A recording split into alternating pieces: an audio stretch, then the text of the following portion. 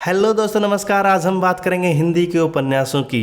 हिंदी के उपन्यास के तहत इकाई 6 में जितने हमारे पाठ्यक्रम में उपन्यास लगे हुए हैं उनको आप हमारी प्लेलिस्ट में जाकर के सुन सकते हैं। चलिए, आज हम बात करेंगे देवरानी जेठानी की कहानी की। और इसके उपन्यासकार हैं पंडित गौरीदत्त। वही पंडित गौरीदत्त जो देवनागरी के प्रचार के लिए एक गीत उन्होंने लिखा था। भजु गोविंद हरे हरे, भजु गोविंद हरे हरे, देवनागरी हित कुछ धन दो, दूध न देगा धरे धरे। ये गीत उन्होंने देवनागरी के प्रचार के लिए लिखा था। तो गौरीदत्त का जन्म 1836 में हुआ था, लुधियाना पंजाब में। जब ये 5 साल के थे तो इनके पिता नाथूराम मिश्र, जो कि एक तांत्रिक थे, सारस्वत ब्राह्मण थे, उन्होंने घर छोड़ दिया था। तो इनका पालन पोषण इनकी माँ ने ही किया। वो उनको लुधियाना से मेरठ में लेकर के आ गई थी। वहीं पर उनकी शिक्षा दीक्षा, पढ़ाई लिखाई जो है पूरी हुई। तो नागरी प्रचारणी सभा की स्थापना भी उन्होंने मेरठ में ही की थी। उनकी मृत्यु 1906 में हो गई थी। पंडित गौरीदत्त ने देवरानी जेठानी की कहानी के अलावा कौन कौन सी रचनाएं लिखी हैं, आइए ये भी जान लेते हैं। तो अक्षर दीपिका उनकी एक रचना है, असरफियों की थैली एक रचना है, 900 अक्षर, गौरी जीवन, सराफी नाटक, नागरी के दफ्तर, सच्चे मोतियों की माला, ये इनकी अन्य रचनाएं भी हैं। अनुदित उपन्यास भी था एक इनका, जो 1904 में आया था, जिसका नाम था गिरजा। और इन्होंने देवनागरी गजट और नागरी पत्रिका का संपादन भी किया था। खुद ये देवरानी जेठानी की कहानी की भूमिका में लिखते हैं कि स्त्रियों को पढ़ने पढ़ाने में जितनी पुस्तकें लिखी गई हैं सब अपने अपने ढंग और रीति से अच्छी हैं, परंतु मैंने इस कहानी को नए रंग ढंग से लिखा है, नए ढंग से उसकी प्रस्तावना की है। और मुझे विश्वास है कि स्त्री पुरुष दोनों इसको पढ़ करके बेहद प्रसन्न होंगे, खुश होंगे और बहुत लाभ उठाएंगे। तो इस उपन्यास के बारे में हम जान लेते हैं कि कौन कौन से तथ्य हमारे सामने आते हैं। देवनागरी जेठानी की कहानी हिंदी का पहला उपन्यास माना जाता है और इसको माना था डॉक्टर गोपाल राय और डॉक्टर पुष्पपाल सिंह ने। सबसे पहले ये उपन्यास मेरठ के एक लिथो प्रेस छापाखाना GI में प्रकाशित होता था। इसकी 500 प्रतियां प्रकाशित की गई थी। एक प्रति का मूल्य उस समय 12 आने था। इसकी प्रति आज भी आपको नेशनल लाइब्रेरी कोलकाता में सुरक्षित मिलेगी, वहाँ ये प्रति आज भी है। 150 साल पहले के संक्रमणकालीन भारत को समझने के लिए, भारत की संस्कृति को जानने के लिए इससे बेहतर उपन्यास हो नहीं सकता। यह उपन्यास तत्कालीन सामाजिक परिदृश्य से गहरी पहचान स्थापित करता है। बेहद छोटा सा उपन्यास केवल 35 पेज में समाहित हो जाता है। अब जान लेते हैं इसके पात्रों के बारे में। इसके पात्र कौन कौन से हैं। तो सबसे पहले लाला सर्वसुख मेरठ का अग्रवाल बनिया है।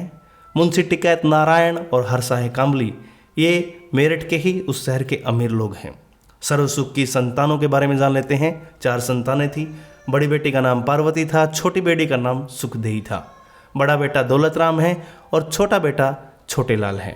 यानी कि छोटे छोटे बार बार अगर आप उसको पुकारोगे तो उसका नाम छोटे ही पड़ गया था। ठीक है। बड़ी बेटी की शादी जो है वो दिल्ली में हो गई थी। छोटी बेटी सुखदेई, इसकी मंगनी जो है वंशीधर कबाड़े के यहाँ करवा दी गई थी, हापुड़ में। तो छोटे लाल के 2 पुत्र थे, नन्हे और मोहन, और पत्नी का नाम उसका आनंदी था। बड़ा बेटा यानी कि दौलत राम, उनकी पत्नी का नाम का जिक्र पूरे उपन्यास में आपको कहीं देखने को नहीं मिलेगा। कौन कौन से विषय इसमें उठाए गए हैं, इनके ऊपर बात करते हैं।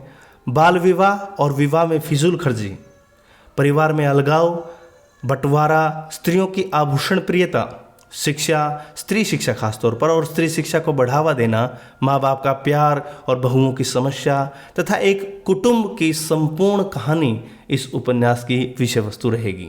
इसके सारांश को अगर हम बात करें तो आइए जान लेते हैं इसकी कथा वस्तु कैसी थी। मेरठ में सर्वसुख लाल नाम का एक अग्रवाल बनिया था।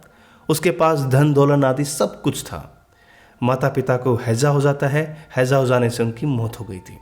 इनका पालन पोषण इनके चाचा ने किया था। सर्वसुखलाल पहले गलियों में फेरी लगाते थे, बाद में उन्होंने परचून की दुकान कर ली, किरियाने की दुकान कर ली थी। इनकी 2 लड़कियां हैं, 2 लड़के हैं जिनके नाम अभी हमने आपको ऊपर बता ही दिए हैं।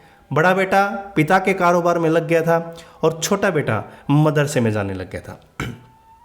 छोटी बेटी सुखदेई मिश्रानी के यहाँ नागरी पढ़ने लगी थी और बड़ी बेटी जिनकी शादी दिल्ली में हो गई थी।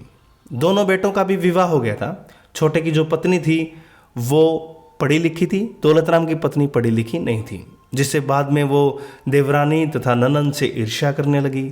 बाद में छोटी बेटी यानी कि सुखदेई का गुनाह कर दिया गया और वो ससुराल चली गई थी। जेठानी बड़ी ईर्ष्यालु थी, लड़ाका थी, बेहद झगड़ालू औरत थी तथा इसकी स्वार्थपरकता और उत्पादों के कारण पिता और माता की मृत्यु हो जाने के बाद दोनों भाइयों का बंटवारा हो जाता है। दुकान बड़े भाई दौलत राम के पक्ष में आ जाती है, मकान छोटे भाई अर्थात छोटे लाल के पक्ष में आ जाता है। बंटवारे के बाद भी देवरानी जेठानी में अनबन रहती है। जेठानी चौखट और किवाड़ उखाड़ कर ले जाती है।